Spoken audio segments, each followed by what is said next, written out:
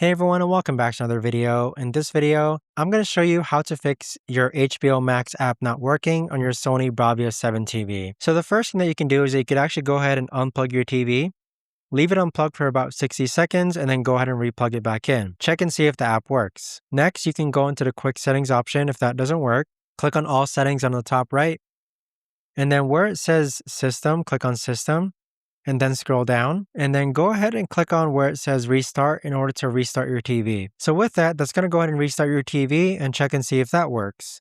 Afterwards, click on the home button if it still continues to not work, go back to the home page, and then where it says the HBO Max app, you want to highlight it and then press and hold the center button here, and then click on where it says View in Play Store. It's going to bring you to this page here. Click on uninstall and then go ahead and reinstall the app. But there you have it, guys. That right there is the best and easiest way that I know of to actually go ahead and fix the HBO Max app not working on your Sony Bravia 7 TV. If you guys know of a better or easier way to actually do this, let me know in the comments down below. I would love to know. Thanks so much for watching, everyone, and I'll see you guys all in the next video.